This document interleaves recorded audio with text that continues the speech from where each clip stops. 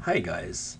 Many Muslims claim that there was a golden age of Islam roughly 1,000 years ago, when most scientific achievements were made and the ground stone was laid for today's technology and scientific achievements. In my videos, I've already pointed out that it was an Arab golden age, as not only Muslims contributed, and that these were developments of existing knowledge. Yes, there were great people who made great contributions to mankind almost 1,000 years ago. Yes, the level of development was remarkable. Yes, the researchers following that era based a lot of their work on the findings of the Arab scientists. Yes, the center of development and the height of technological advances was Baghdad. Were thousands of manuscripts with scientific or analytical contents translated from all sorts of countries, civilizations and languages into Arabic? Yes. Was any groundbreaking or mind-boggling discovery made? No. Was any stupendous application developed? No. That happened later, when people like Da Vinci or Galileo, Kepler, Leibniz or Newton started using both their brain cells. But what happened in Baghdad or in Spain, it was good, solid work, establishing facts and providing accurate descriptions of our natural world. And please don't expect me to shed tears over the fact that Moors were kicked out of Spain by the Spanish. If the Muslims who conquered and invaded Spain were so clever, why did they have to come to Cordoba to use their brains? And really, I'd still love to hear from a Muslim exactly which development or scientific breakthrough enabled any Renaissance or industrial revolution. And while we're in Spain, and this is just to counter another myth, according to necrometrics, the death toll for the Muslim invasion of Spain, as stated in Alethea, the rationalist manual from 1897, 7 million during the Saracen slaughters in Spain.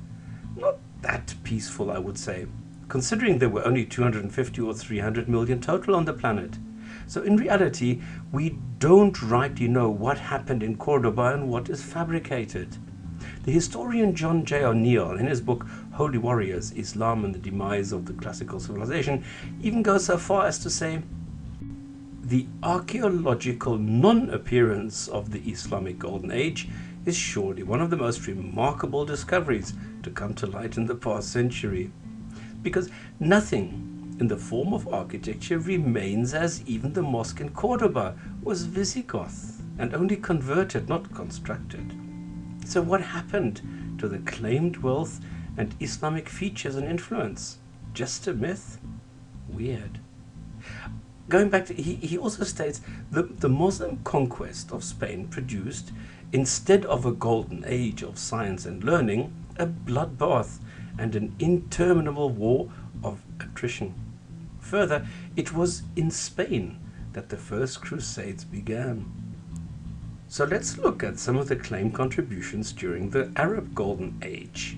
So what we have is that we have universities, we have distillation, filtration, crystallization, we have pharmacies, we have trigonometry, we have architecture, observatories, and Arab fiction, poetry.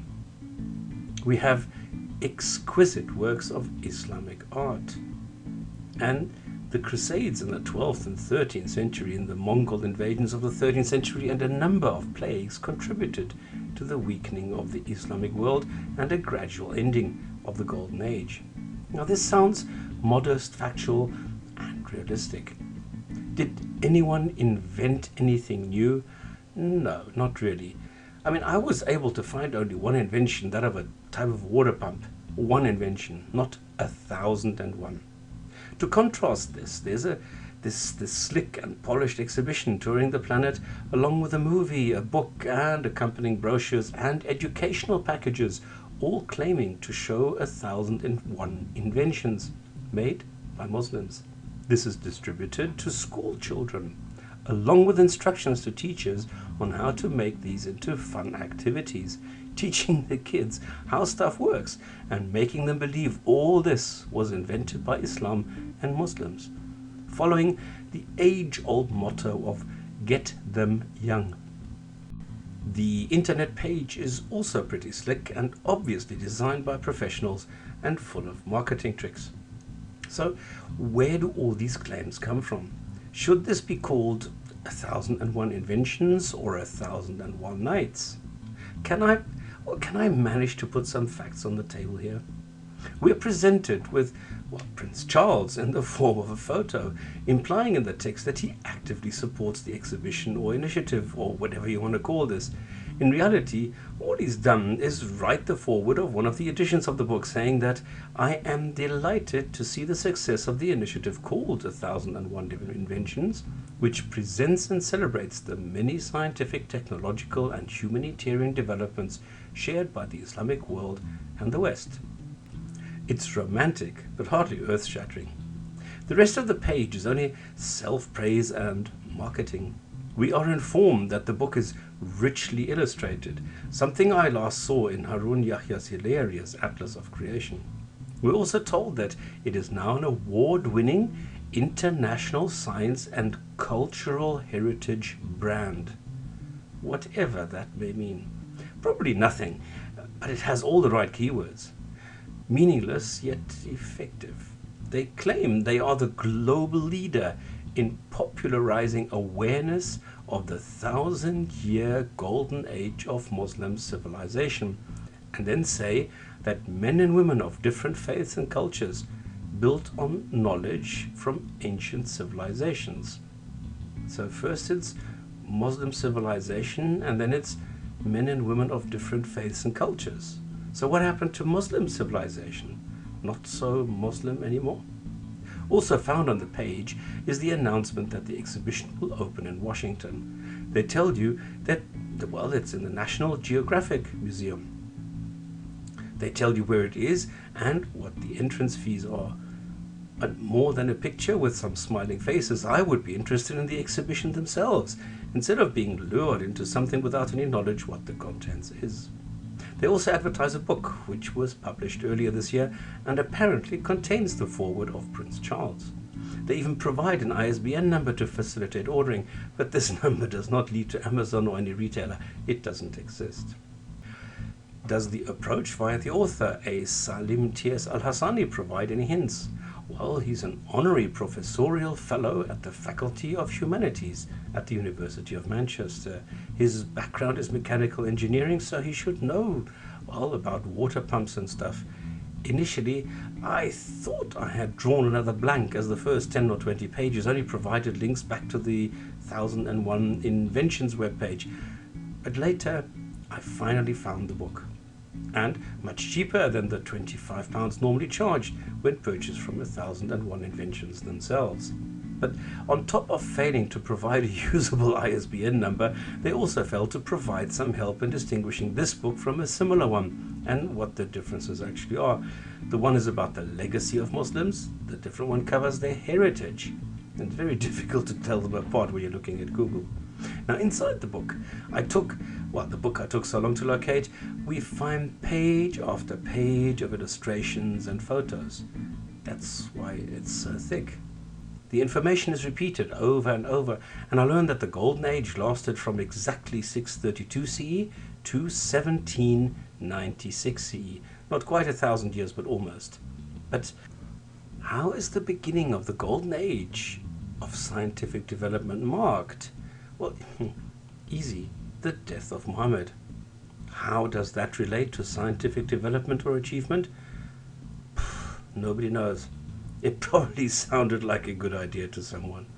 The last entry, it seems to be the opening of a hospital in 1154, so I'll never know what event actually marked the end of the Golden Age in 1796. But it explains why they claim the Golden Age lasted like 1,000 years. And I managed to come up with only half of that, 500 years. Odd. At the end of the book, there are pages and pages of names. But no list of the 1001 inventions. Now, before I go and take a look at some of the claims and show how the marketing trick works, I want to find out how this endeavor, which must be immensely cost intensive, is funded. Now, initially in 2006, it was paid for by the UK government.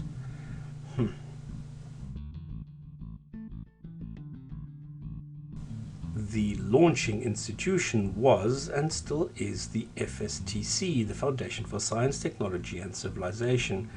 Its aim is to increase knowledge on Muslim heritage, as it is totally and completely non-religious and apolitical. They also want to promote Muslim heritage, totally non-religious, of course.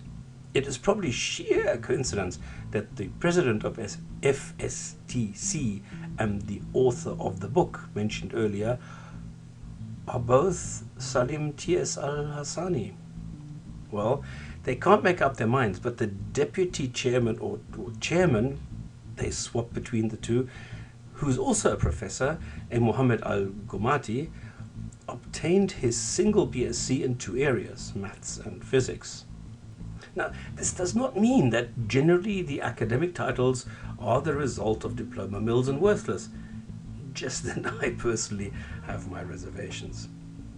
It is written on the FSTC page that Professor El-Gomati is a prolific scientist who publishes extensively, and they provide a link to his latest 30 publications.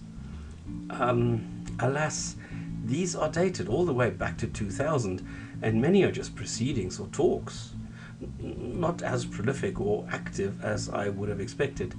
What I suspect is closer to the truth is the following statement that he's a religious advisor to a number of UK universities and charities and speaks on the contribution of Muslims in science, technology and civilization. Now that fits much better with what the aims are. But back to the funding. It says there that the global tour of the 1001 Inventions exhibition is sponsored by ALG Community Initiatives, which is the corporate social responsibility arm of the ALG Group, a Toyota automobiles distributor in 13 different countries. Yes, I could not find out who pays for the materials, exhibits, documentation and the pricey marketing in form of a movie including the actor Ben Kingsley. Besides, the FSTC, which wants to trigger a social change by exploring the cultural roots of science, I found groups such as the Muslim Heritage and the Muslim Heritage Awareness Group and the Curriculum Enrichment for the Future, as well as various names which are dropped to make it look as though institutions such as Wellcome Trust and the British Science Association are part of the initiative. Who at the end of the day the investors are is not actually revealed. There is no business plan and no strategy paper. There are indirect indicators where a Saudi ambassador presents a book financed in the UAE. This seems to be quite intricate. The list of references and further resources is endless and probably lists every book with Muslim and science in the title. It even lists Arabic atheists, something I was surprised to see, and I admit I feel respect for the organizers here that they don't sweep these people under the rug, which normally happens. But then Jim Khalili only talks about science in general and even says the pinhole camera was invented by Ibn al-Haytham, or al-Hazen as he was also known. That's how good this propaganda machinery works. Associate advancements and research into optics to a person, and attribute a minor but well-known invention to that person, and people will believe it. Repeat often and everybody accepts it as a fact. And this is how the marketing trick works. Find an established and proven fact which establishes a person as being reputable. Link an invention to that person as a sort of a quick win. Now you don't have to go to details any longer and can make unobtrusive claims without anyone questioning them. If you read the text provided by 1001 Inventions, you will find that they suddenly use a lot of "it is thought that," "it is likely that," "what probably can be," or "linked with," "may have happened," etc., etc. After a while you will see sentences saying that in those days people, unlike many today, had expressed their religious commitment and faith through deeds useful to society, thereby eroding the principle of non-religiosity and inserting religious dogma into the educational material. Sentences such as this one, linking aspects of our modern lives that are linked with inventions by Muslims or were inspired by Islam. How is that objective in any way? This is just another way of introducing religion into the classroom and via the back door under the guise of education and non-religious objective information. While in reality it is cheap as propaganda. And also what they do is they provide a disclaimer showing that if there's anything wrong, it's my fault, not theirs. We are the ones who are criticizing and therefore are automatically wrong. So we have claims which are not really formulated. The website just plants teasers and of things that will be shown without ever showing them. We are fed sound bites and empty phrases such as inventors created marvels or scientific breakthrough, while never establishing the real origin of an invention and its modern descendant. Let me make an example. The great Ibn al-Haytham, the polymath who lived from 965 to 1040 CE, contributed a great deal in physics, mathematics, mainly optics, and all the way to the scientific method. He based his work on existing knowledge provided by the Greeks, Indians, Chinese, and the Egyptians, and researched further, disproving, for example, the ancient Greek idea that light comes out of the eye, bounces off objects, and comes back to the eye. But are all applications and products involving light and glass now based on Al-Haytham's research? No, of course not. And he did not determine the speed of light either, as is claimed by some Muslims. A question that comes to mind here, shouldn't a professor or even two professors know the difference between an invention and a discovery? Did Al-Haytham really invent the pinhole camera? No. He provided different advancements, especially when solving problems where he had to expand on existing mathematics in order to solve and demonstrate a particular problem, explaining and demonstrating the principles. But the pinhole camera itself, or camera obscura, it's been around for well over 2,000 years. Mozi or Morti, a Chinese philosopher, referred to this device as locked treasure room. Aristotle, Euclid, Theon, Anthemius, etc., they all knew about, described, and experimented with pinhole cameras, so there's no need to have it reinvented by Al-Haytham. So this approach of taking a well-known principle or object and then artificially linking it emotionally with a particular Muslim is the way this entire scheme works. It deceives naive and trusting people and those who are easily impressed. Children. It is only when a claim is researched that the flaws come through and the highly polished surface suddenly cracks wide open and the truth comes through. Like the coffee claim. Coffee was first brewed in Yemen around the 9th century, brought to Cairo by a group of students. And this means coffee was invented by the Arabs. Well, no, sorry, by the Muslims.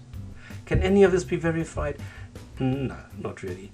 There are so many legends and claims due to the popularity of the drink, the favorite hot beverage anywhere. We think the first bush was identified as coffee in Ethiopia. But then again, we had coffee bushes in the garden, and that was in East Africa. So where it was discovered and by whom is impossible to ascertain. But we know that the neighbors from Yemen were the first to trade the beans, and this gradually started off the craving for drinks containing caffeine. The same goes for claims surrounding perfumes or fabrics. And no, sorry to have to say this, the zero was not invented by Muslims, but has existed for something like, 5,000 years, and was actively used, i.e. not as placeholder, by the Indians until it was rediscovered by Italian mathematician Fibonacci, and has proved to be quite useful. No, we don't really use Arabic numerals either, but a mixture of different influences. So anyone who actually knows Arabic numerals will appreciate this. And the claim that involves a human flying in a glider, Yeah, it's just as far-fetched and is based only on wishful thinking.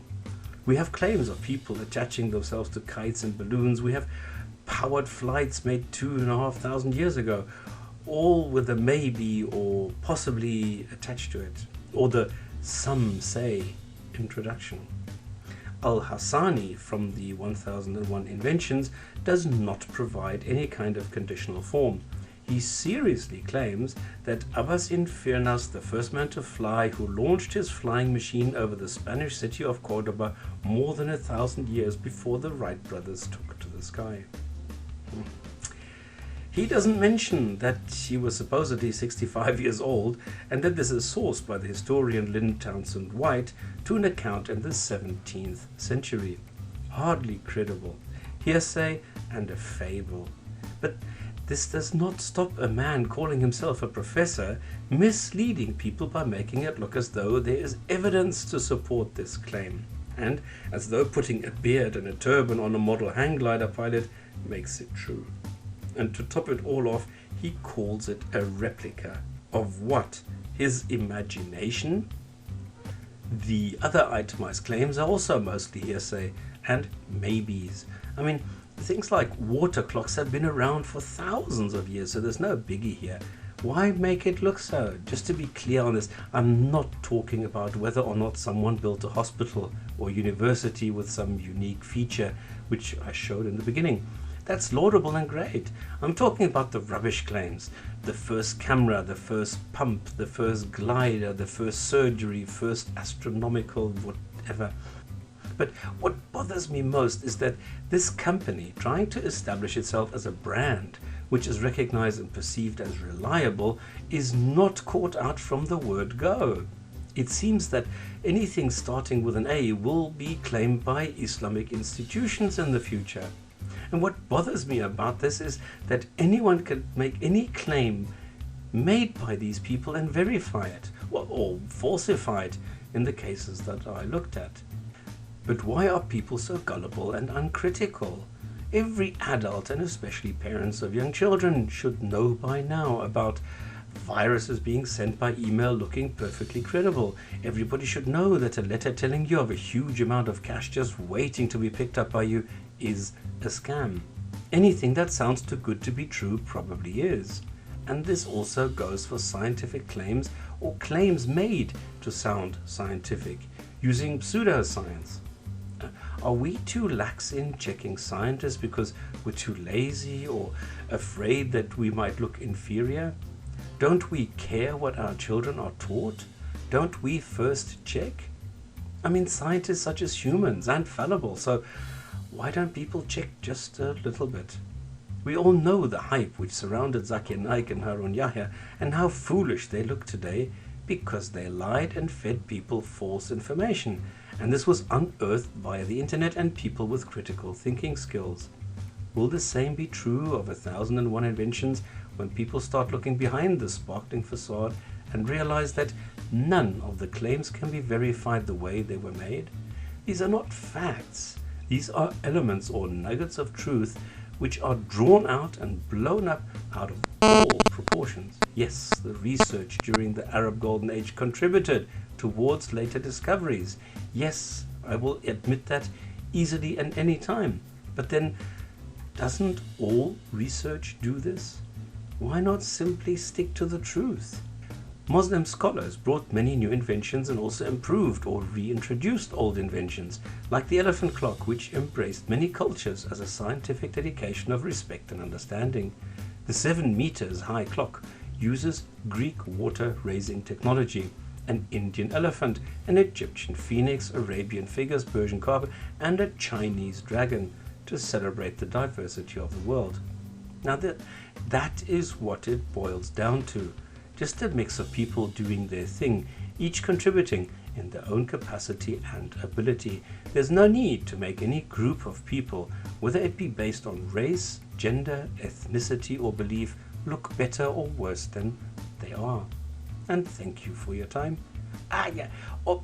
Please go and check out the other, 998 claims they make, and prove they are fallacious claims, just deception, misrepresentation, lies, and or trickery. Don't allow them to get away with this trickery. Thank you.